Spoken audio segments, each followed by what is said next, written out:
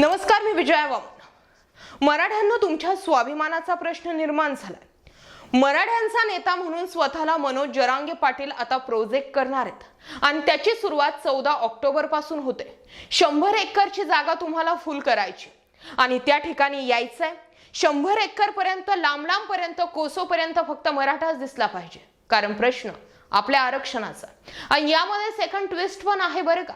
आता इथून पुढे मनोज जरांगे पाटील एक तुमचे मराठी नेते म्हणून सुद्धा समोर येणार आहेत। आता प्रश्न असा निर्माण होतो की आरक्षणाची लढाई नेत्यापर्यंत कशी काय गेली?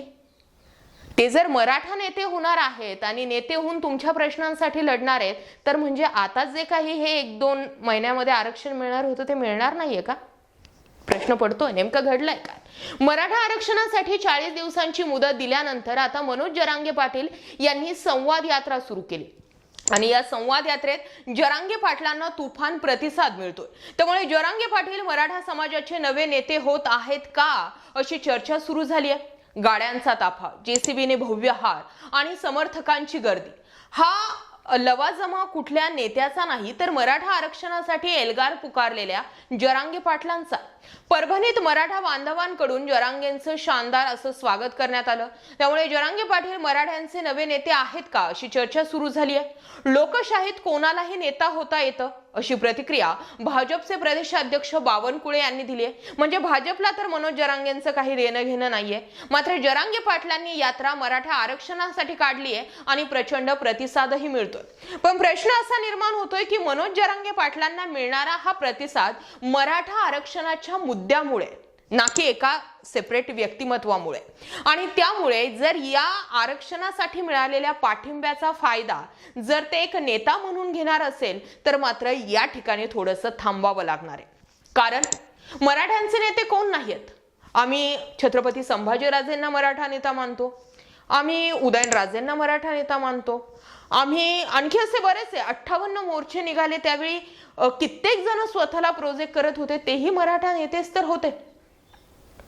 एकनाथ शिंदे तेही मराठाच नेते आहेत। म्हणजे मराठा जर त्यांची जात असेल तर ऑब्व्हियसली ते मराठा नेते झाले।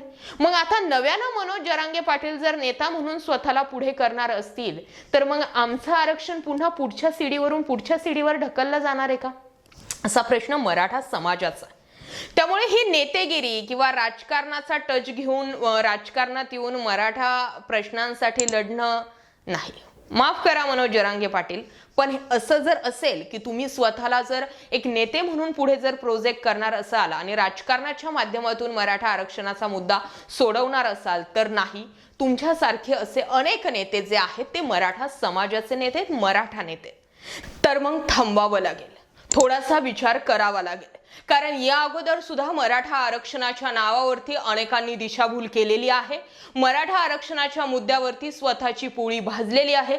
खरं तर अनेकदा प्रश्न असा पडतो की मराठा समाज हा महाराष्ट्रात सगळ्यात मोठा असताना देखील एवढे मोठमोठे 58 मोर्चे लाखोंच्या संख्येत निघालेले असताना सुद्धा नेमकं शेवटच्या टप्प्यामध्ये असं काय घडतं की ज्यामुळे पुन्हा एकदा मराठा आरक्षणाचा मुद्दा प्रलंबित राहतो। आता मनोज जरांगे पाटलांच्या निमित्ताने हा मुद्दा छेडलाच गेलेला आहे, त्यामुळे या मुद्द्यावरती बोलणं सुद्धा गरजेचं आहे। जसं मी या अगोदरही सांगितलं, सर्वात जास्त मराठा आमदार आहेत, सर्वात जास्त मराठा समाजाची लोकसंख्या आहे, या ठिकाणी ताकदवर नेते सुद्धा मराठा समाजाचे आहेत। मग असं असताना सुद्धा या समाजाकडे यांचीच लोक का बघत नाहीयेत, हा प्रश्न आहेच की।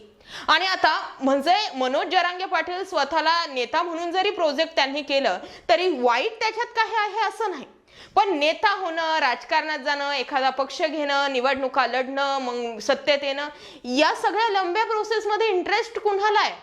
म्हणजे शेवटी पुन्हा एकदा राजकारणाच्याच बाजूने मराठा आरक्षण घेतलं जाऊ शकतं।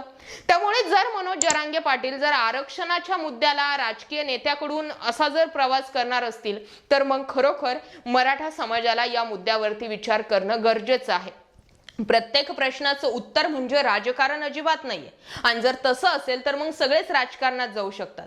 काही सामाजिक कामं आहेत, काही कायद्याच्या लढाई आहेत, आणि सर्वसामान्य माणूस म्हणून लोकशाही जगत असताना आपल्याकडे सुद्धा तेवढा पॉवर आहेच की।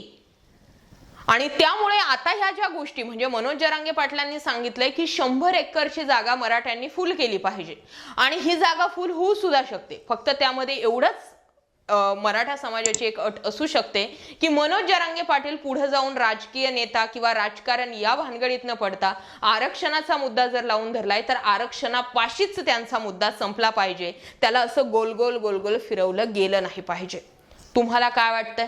तुम्ही सहमत आहात की मनोज जरांगे पाटील तुम्हाला एक मराठा नेता म्हणून हवे आहेत, की आरक्षणाचा मुद्दा आरक्षणापाशीच सोडून आम्हाला साधे सिंपल असणारे मनोज जरांगे पाटीलच हवे आहेत?